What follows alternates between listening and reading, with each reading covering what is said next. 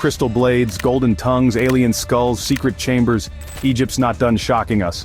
What did they uncover this time?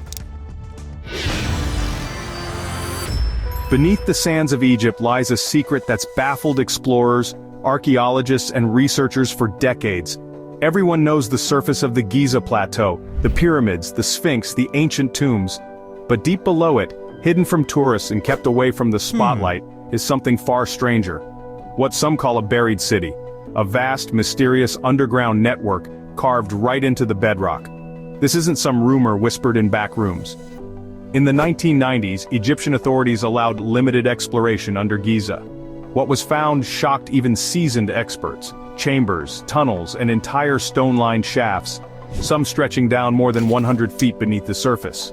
Early explorers using ground-penetrating radar found long, horizontal corridors and voids that didn't match anything documented. One British team even claimed to have found a complete multi-level system with hallways leading in several directions, completely untouched. Some believe these tunnels are thousands of years older than the pyramids themselves. If that's true, who built them, and for what? There's almost no inscription, no clear cultural markers.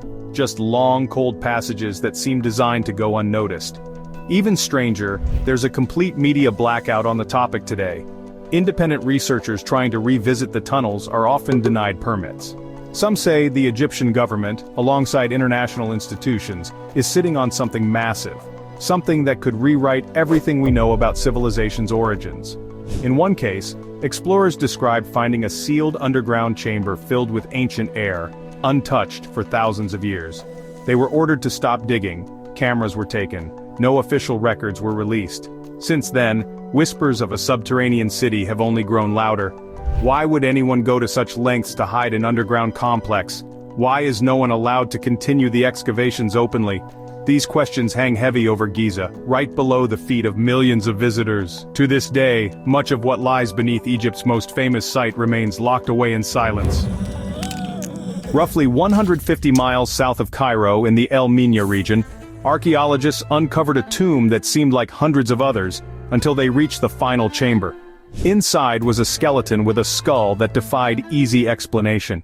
Its proportions were off-elongated, with a smooth cranial dome and oddly large eye sockets. Immediately comparisons were drawn to the famously long-headed mummies of Paracas in Peru, but this one was in the heart of Egypt.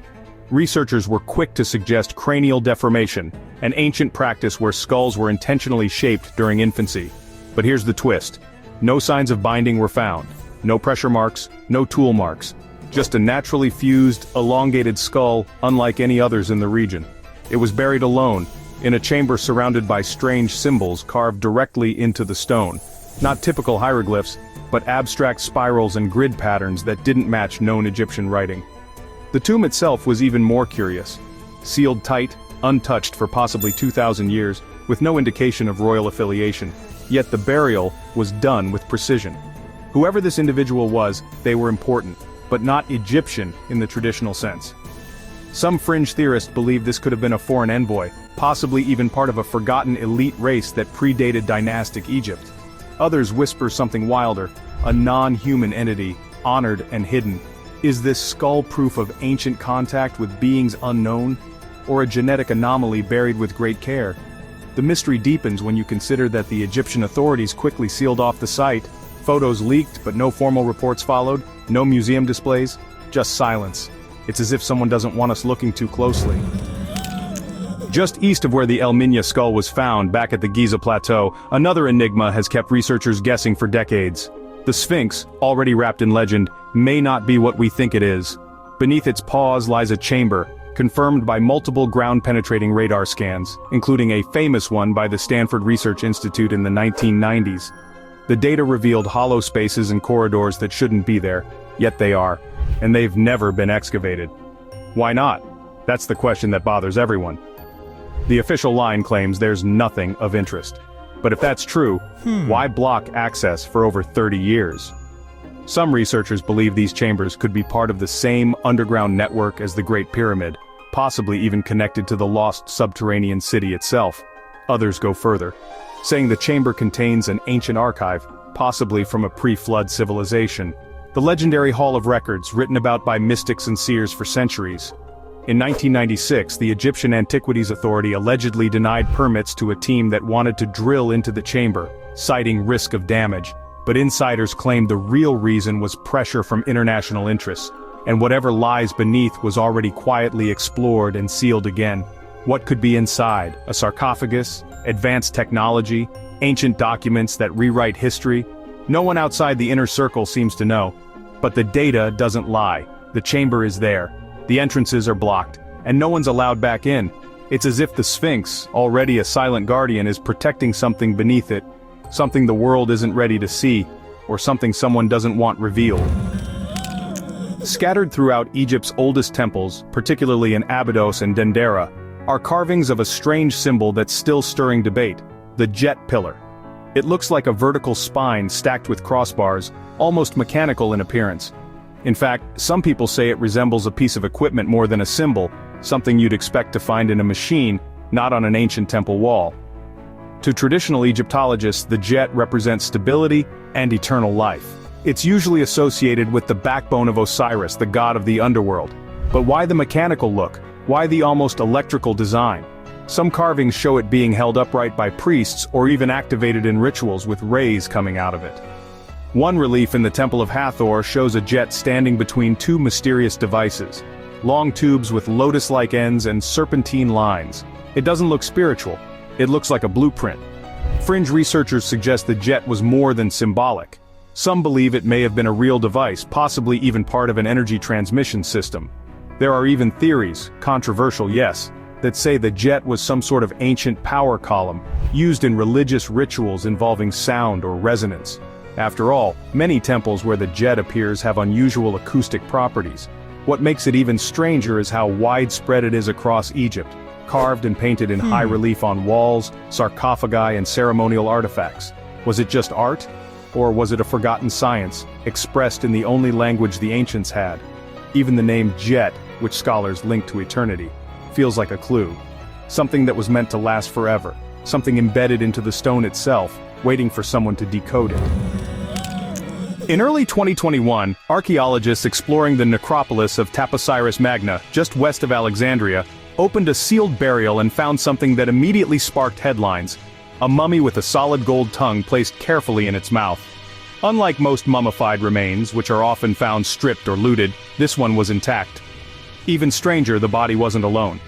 Several others were found nearby, many with golden elements. Eye amulets, funerary masks, gilded decorations, but the tongue stood out. Thin, shiny, and shaped perfectly to sit in the mouth. Not ornamental, but intentional.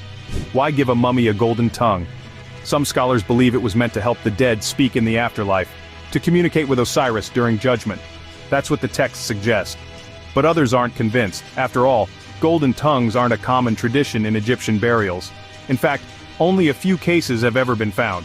So who were these people, and why were they buried with tools no one else had? More speculative researchers think it points to a secretive priesthood or elite cult, one that knew things not recorded in official history. Could these have been oracles? Individuals meant to speak divine words from another world? The craftsmanship of the tongue itself supports the idea. It's thin, yet durable. Refined. Created with extreme care. Authorities released a handful of photos, then went silent. No full excavation report, no exhibit. Just a few snapshots of a gold tongue and a tightly wrapped body staring into the unknown. One thing is certain. Whoever this person was, they were meant to be heard. Not in this world maybe, but somewhere.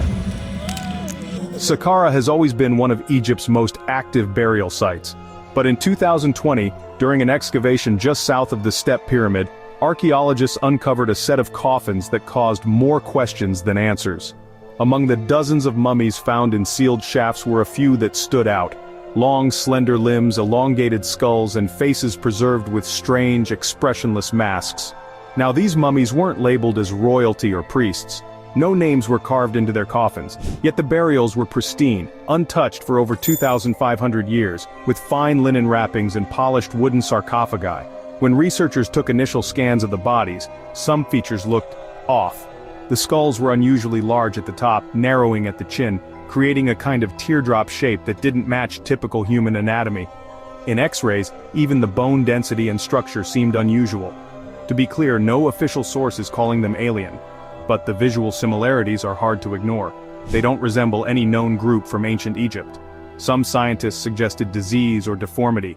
Others proposed intentional skull shaping, yet the usual indicators of binding or cultural body modification weren't present. So who were they? One theory is that they were foreign diplomats or members of a secretive sect that practiced unknown rituals. Another posits that they weren't entirely human, perhaps a genetically distinct population or something older than dynastic Egypt itself. What makes the whole thing even stranger is the lack of follow-up. The discovery was headline news, and then it just stopped. No detailed autopsies released, no full reports.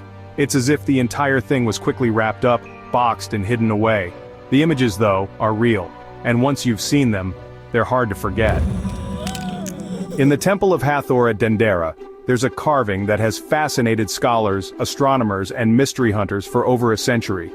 It's circular, dense, and packed with strange symbols, animals, star clusters, humanoid forms. It's called the Dendera Zodiac, and it's one of the oldest known star maps on Earth. The relief isn't decorative. It's a precise celestial chart, carved directly into the ceiling. It shows the signs of the zodiac, constellations and planetary alignments, including configurations that match events thousands of years ago. What's odd is how much it resembles modern star maps. The orbits, positions, and celestial bodies appear in patterns that suggest astronomical knowledge well ahead of its time. Mainstream scholars say the Dendera Zodiac reflects Greek influence during the Ptolemaic period, but others aren't so sure.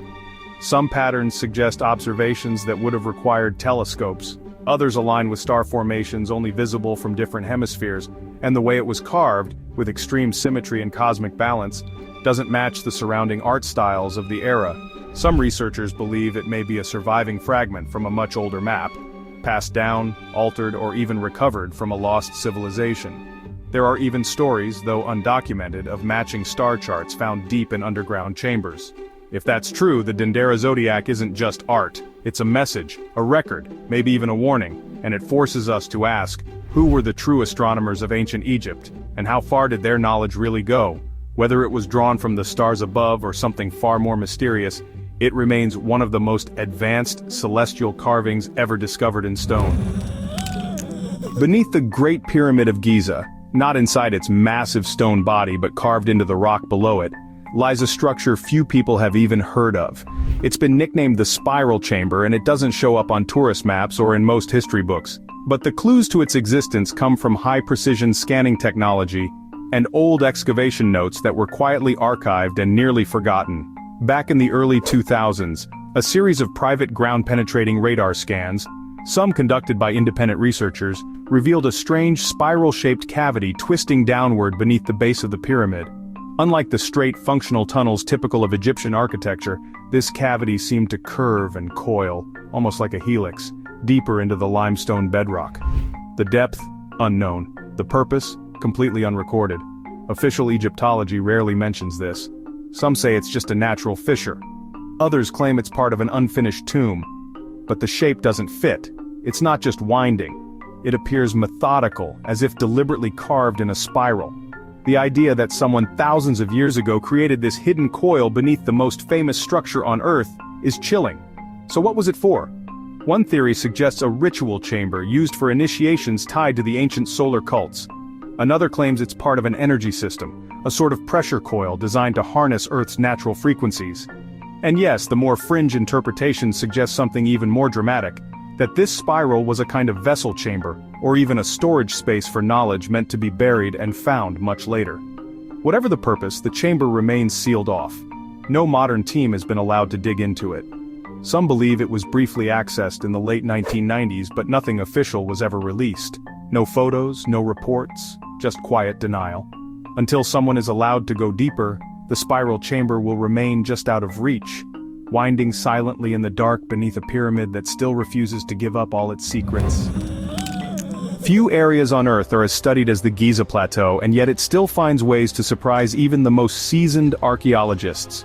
Just a few dozen feet from the Sphinx, buried in a sealed stone cache near the bedrock, researchers discovered something that shouldn't have been there: a set of weapons, knives and blades, not made from metal but from something far more mysterious: quartz crystal.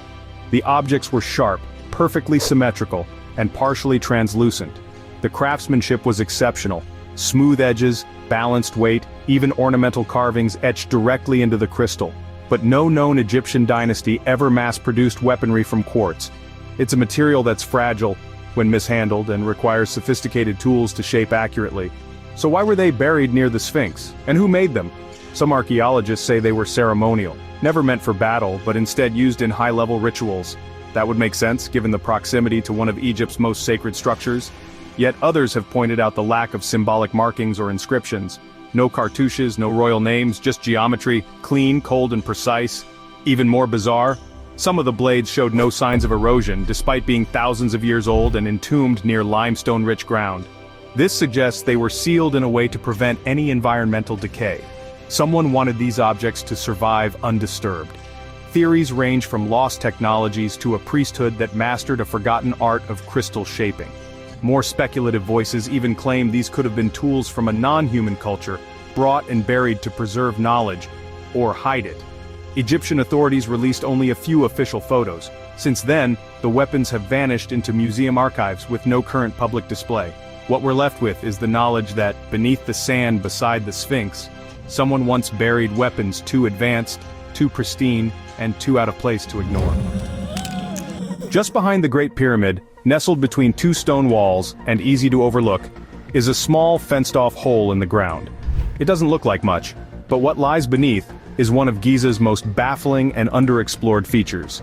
It's called the Osiris Shaft, and it descends nearly 100 feet straight down through bedrock into a multi-level underground complex, completely filled with water.